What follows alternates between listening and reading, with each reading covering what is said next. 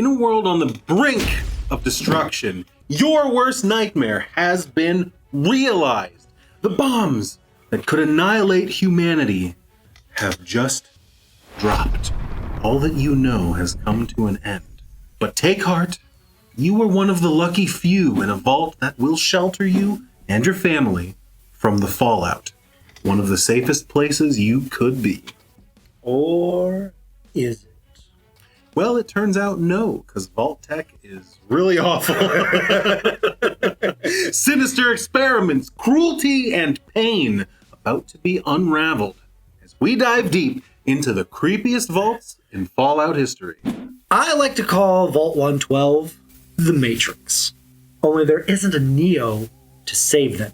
Only holding 85 people, Vault 112's overseer was Dr. Stanislaus Braun, a Vault Tech executive who headed up the future tech division of the company. The vault was fitted with virtual reality pods in which all of the residents can live, pretending to live out their lives as if they were normal while they wait out the nuclear apocalypse. They were to live in this virtual paradise called Tranquility Lane, where every whim would be catered to, or so they were told. In reality, Dr. Braun was a sadistic maniac who took joy in just playing with the poor vault residents, torturing them, and creating virtual hellscapes for those in the pods as a means to just pass the time. He would often kill all of the residents, erase their memories, and then traumatize them again and again, just for fun. For the residents of Vault 112, life was an endless nightmare for which there was never any escape. Vault 92 was supposed to house the world's greatest musicians as a means of saving the world's music by giving them sanctuary and a place to develop their art. About 245 musicians were selected to live within Vault 92, with the goal of protecting the musical legacy of mankind. Of course, it was, unfortunately, a cruel experiment instead. Instead of preserving the great musicians of the world, Vault Tech experimented on them using white noise and combat experimentation, in which a frequency would play over the speakers to make them prone to suggestion. The first few experiments were a success, and so the entire population was subjected to this white noise, slowly causing insanity and violent tendencies. Over time, the white noise would deteriorate the brain, causing dwellers to go clinically insane and kill each other, sending the vault into a state of deterioration. The violent nature of the musicians, due to experimentation, ultimately caused this vault to fail. Perhaps one of the most disgusting vaults that Vault Tech ever created, Vault 68 had 1,000 people comprised of 999 men and only one woman.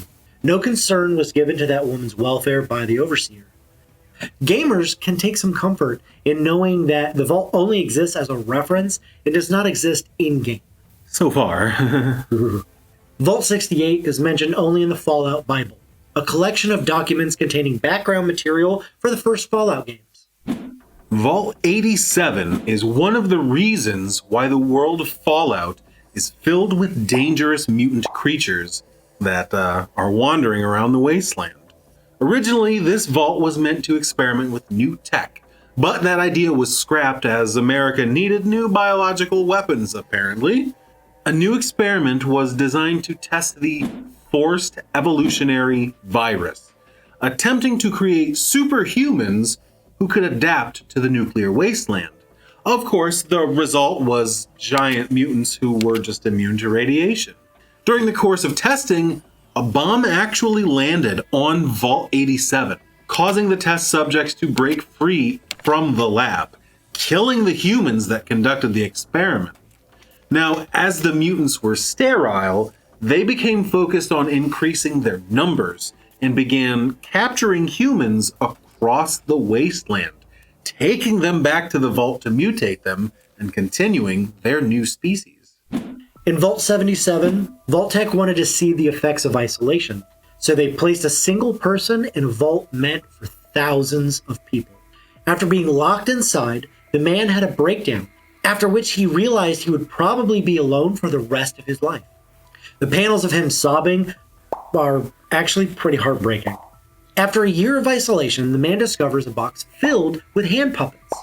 He begins to play with the various puppets, creating a community for himself, trading his sanity for friendship. However, one puppet was not like the rest. A vault boy, began whispering to him to murder and kill. He encouraged the man to leave the vault, where they were both captured by bandits. The man pleaded with the surly survivors to let him go, as Vault Boy was dangerous. But they didn't really pay him any mind, thinking he was just insane. Before they could eat him, the man brutally murders his captors, and the legend of the vicious Puppet Man was born. Originally, the inhabitants of Vault 11 were told by its computer that in order to keep life systems functioning, the residents had to sacrifice one of their own. Now, initially, they elected their overseer as the first sacrifice. Recordings could be heard of him crying as he walked to his death.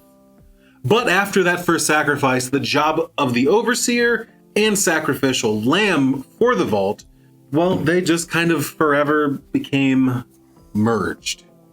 Now, the vault dwellers would hold elections for the job, which eventually became smear campaigns as to why a person needed to be executed. When the election system became corrupted, the selection was given to the computer, who selected by lottery. Eventually, when there were only 5 dwellers left, they decided not to sacrifice, only to learn that the vault was a social experiment and that no one was ever going to die. It was meant to measure human kindness and humanity. As a reward, the vault was opened. Seeing as they all failed, the survivors could no longer live with the weight of their decisions and opted to take their own lives. The final few seconds of their last recording is just a series of 4 gunshots, then a long sigh, as the final person just opts to leave and venture out into the wasteland. Vault 108 was created to test the perfect storm of horrific events on the population of 475 residents. Meant to be opened in 38 years, it was given a faulty power supply that would last only 20. To worsen the effect, standard positions were left unfilled, so when problems would arise, there'd be no one there to fix them. The vault was also given an overseer with cancer, so the residents would be left eventually to their own devices. And finally, it had scientists that engaged in cloning experiments. Now, to fill all of those empty positions, scientists cloned a man named Gary. Then they cloned him again. And again. And again. They noticed that the Garys were hostile to other humans, with each clone becoming more and more violent, but somehow friendly to the other Garys. Eventually, the experiment was declared a failure. I bet the Garys were not thrilled with that idea. Oh, not in the slightest. As it stands today, all of the residents were killed, and only the Garys remain. Only capable of saying their own name, the Garys are extremely violent and will kill on sight. Make sure you stay away from Gary. He has no chill. 0. Goose egg, my guy. 10 days after Vault 106 was sealed, mind-altering psychoactive drugs were pumped into the air filtration system without the inhabitants' knowledge. The overseer was fully aware of the experiment and told scientists to blame it on the filtration system itself if residents complained of feeling ill. Many of the residents became relaxed, but others eventually went insane and became violent. Eventually, after long-term hallucinations and delirium sets in, the residents revolted against the overseer and his assistants, slaying them all. Now, in the actual game, as nobody's there to really shut off the deadly amount of drugs pumped into the air, players will also experience the effect of the drugs, as well as being attacked by the occasional lunatic. Talk about a day tripper. That's my favorite. So originally, Vault 22 was not evil. It wasn't meant to conduct human experimentation. It was actually filled with scientists that were studying plants so they could eradicate world hunger.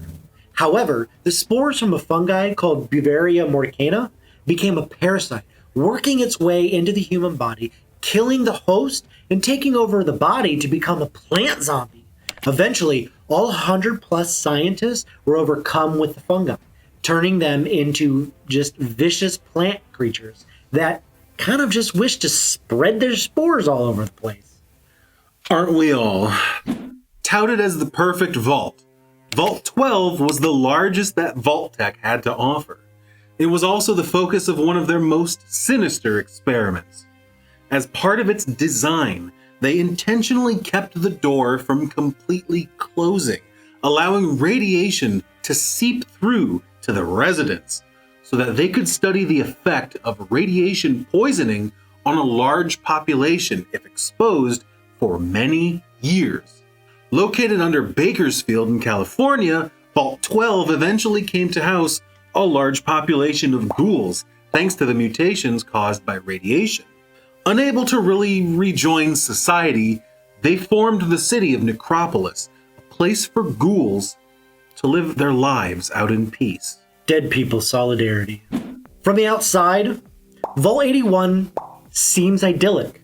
It had enough room, everything was working. There was entertainment, the door worked, but its actual intentions were absolutely horrific. Without the residents' knowledge, the Vault-Tec scientists inside were planning to expose every resident to every known disease and then every cure known to man. The entire vault was nothing more than a living, breathing test tube for the worst diseases known to mankind. And anyone that attempted to leave or to protest what was going on were incinerated by those scientists. Luckily, the Vault Overseer decided to sabotage Vault-Tec's plan and instead of using the residents, only tested on mole rats.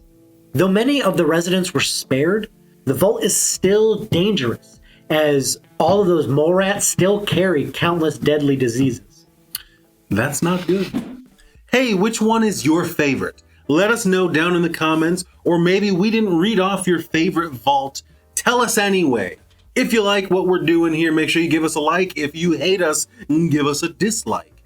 Why don't you go on over to brothersingamingstore.com where you can pick up a knick-knack for yourself, something that we've made helps us out, gets you something cool. And until next time, I'm out of here. He's a ghoul. I'm stuck here forever.